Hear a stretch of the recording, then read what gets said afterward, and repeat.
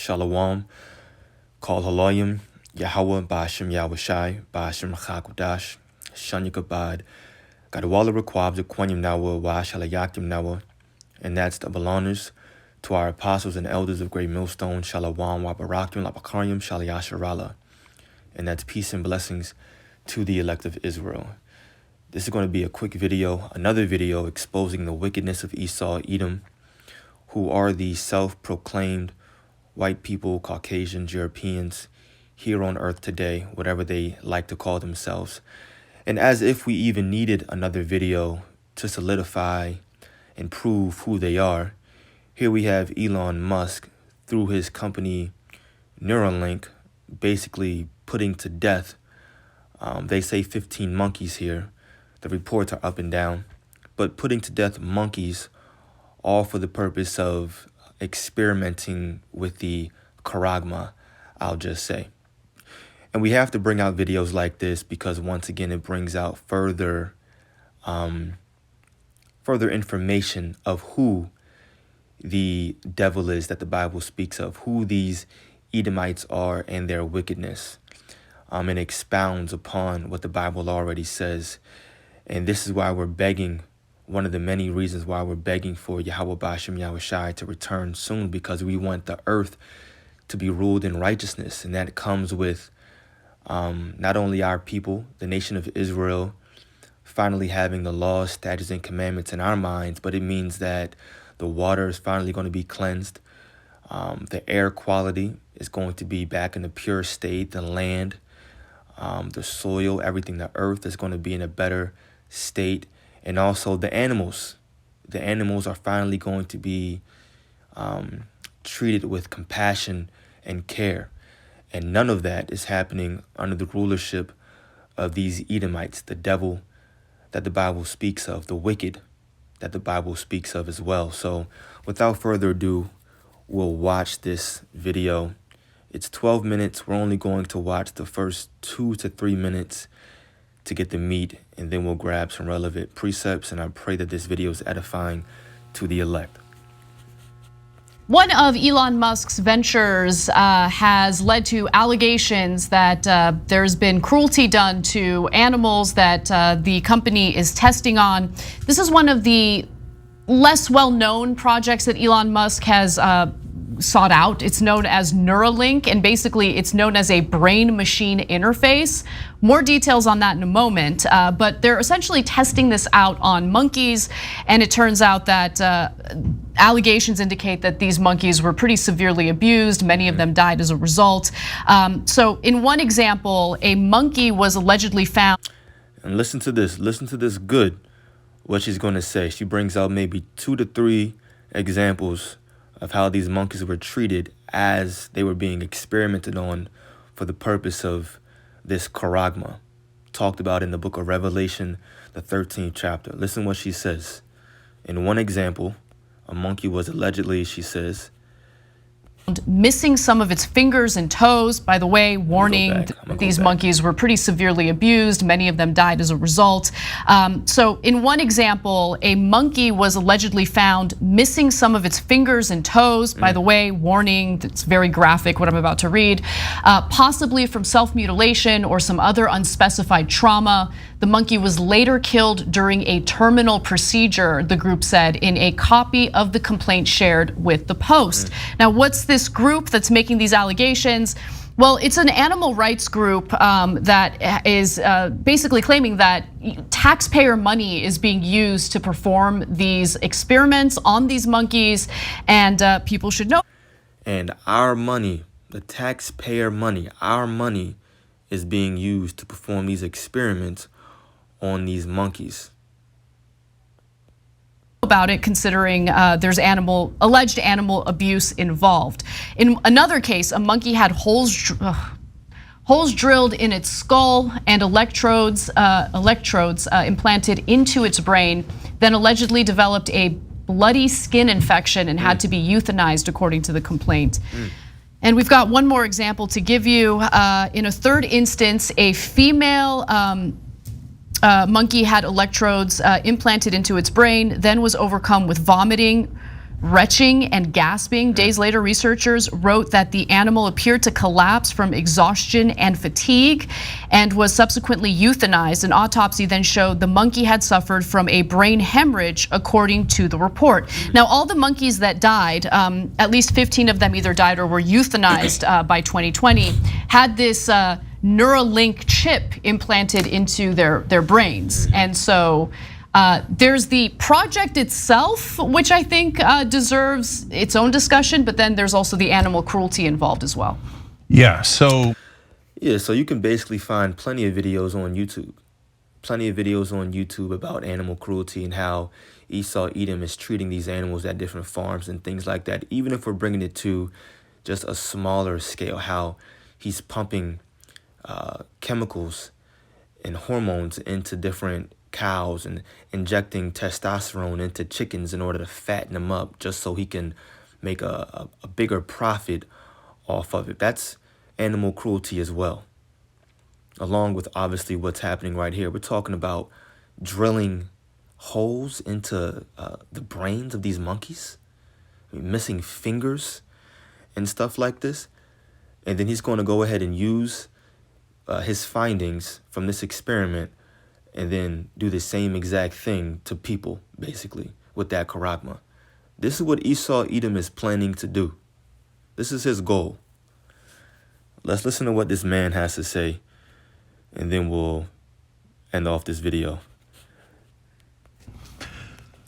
wow. So why did they drill into the skulls of the monkeys? Because that's what they're gonna do to you to implant the chip in your head. I'm not exaggerating. That's how it works. But Right. Elon Musk says, no, we're gonna get more precise with the drilling and with the wiring and with all of that. And so don't worry, it won't be too intrusive when we plant a chip in your brain. That's it right there. I'm not going to stick around for that ad. But that's the point. The whole purpose of them doing this is because this is what they want to do to the human population. I'm not going to say us. They want to do this to the human population, basically. But Esau Edom is the devil that the Bible speaks of. This man has to go. We're not going to read this article, but I brought this out because these were allegations at first, but now it's a fact. It says Musk brain, that word, CHIP, company, Neuralink, admits to killing 8 monkeys in experiments. That video said 15. This one says 8. But at first, it was an allegation, and now it says Neuralink, which, aside from the animal abuse allegations, highlighted culture of blame, blah, blah, blah, blah, blah. Post the website yesterday. Here we go. Neuralink, in a blog posted to its website yesterday, acknowledged that 8 animals had to be euthanized during the time it was conducting animal-based research at the University of California at Davis, but the company denied that any of the animals involved in its research experienced extreme suffering. And you know, play on words is also what makes them the devil. And they can say, well, we didn't say they didn't experience suffering. We said they didn't experience extreme suffering. Come on, my man. You're drilling holes in the monkeys' brains. Some of them were found without fingers. It's animal cruelty. You tortured these animals at the end of the day, all for your little wicked experiment. And this is what's going on. It's going on behind closed doors all the time. This is just what we know because it's being reported on since it's Elon Musk. But it's happening all the time. And this is a fact. What we're going to do now is jump into the scriptures. The first one I had is the book of Proverbs, chapter 12, verse 10. It says, a righteous man, which is not Esau Edom, a righteous man regardeth the life of his beast, but the tender mercies of the wicked are cruel. Enough said, point blank, period. This is how we know. Another reason that validates that Esau Edom is the devil that the Bible speaks of. Jumping over now to the law. We're going to read first. Which one do I want to grab first? Deuteronomy. We'll get Deuteronomy first, chapter 22. Now, this one is new to me. Just found this one as I was doing a little bit of research, and I'll have to go more into this law myself to see the exact reasons behind it. Because, of course, the Lord doesn't always state the reason why a certain law is in place. It's just for our benefit. It's for us just to know, to listen, and to obey. But I'm going to read this nonetheless. It says Deuteronomy 22, verses 6 and 7.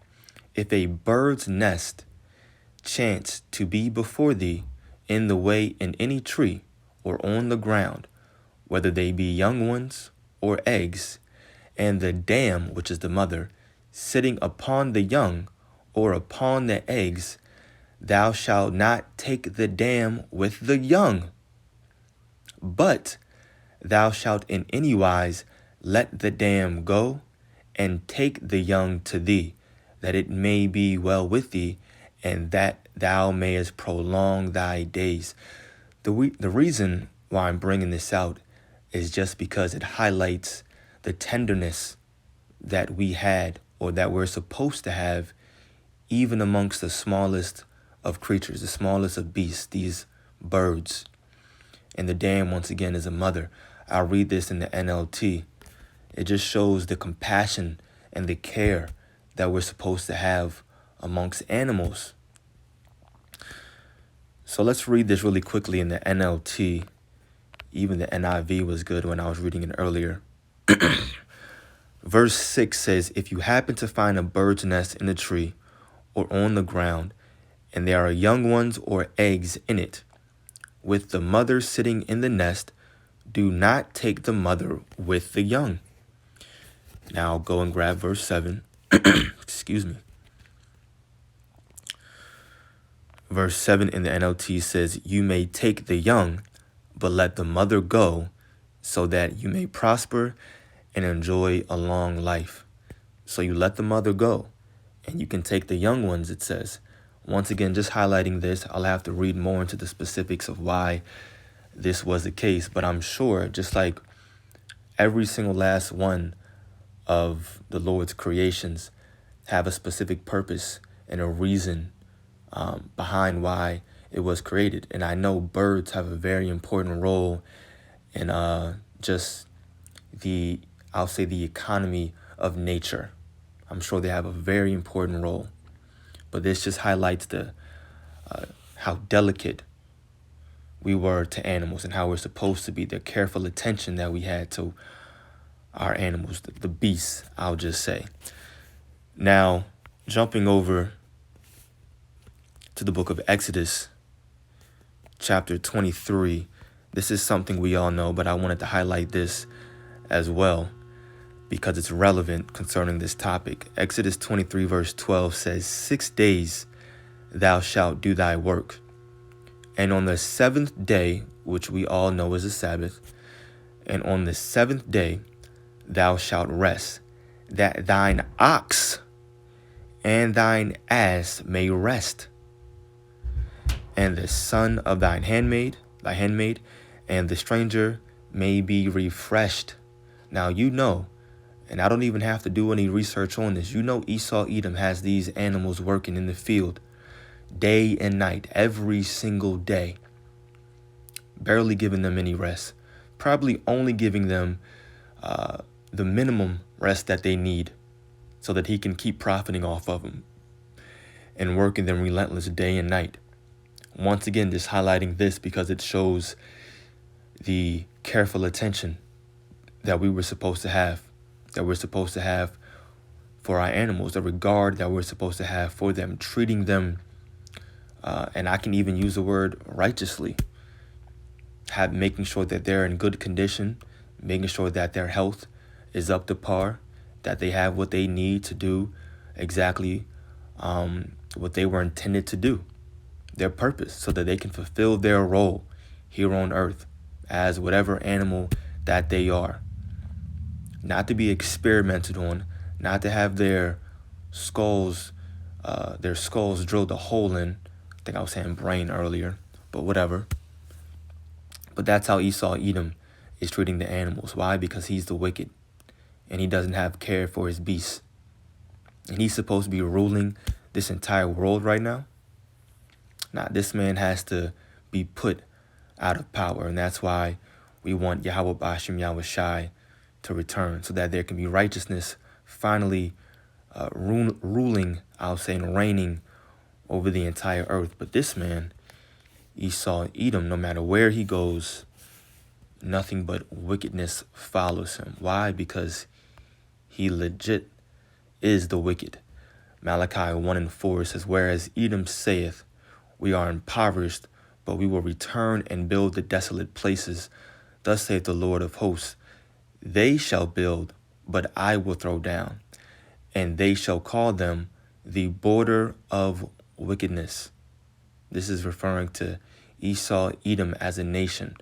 They are known as the border of wickedness, and the people against whom the Lord, Yahweh Bashim Yahushai, hath indignation forever. So I wanted to bring out that video just to highlight more of Esau, Edom's wickedness, just to bring out further information about who he is concerning what the Bible already says. I pray that this video is edifying to the elect. Call Haloyim, Yahweh Bashim Yahushai, Bashim Rachakudash, double honors to our apostles and elders of Great Millstone. Peace and blessings to the elect. Shalom.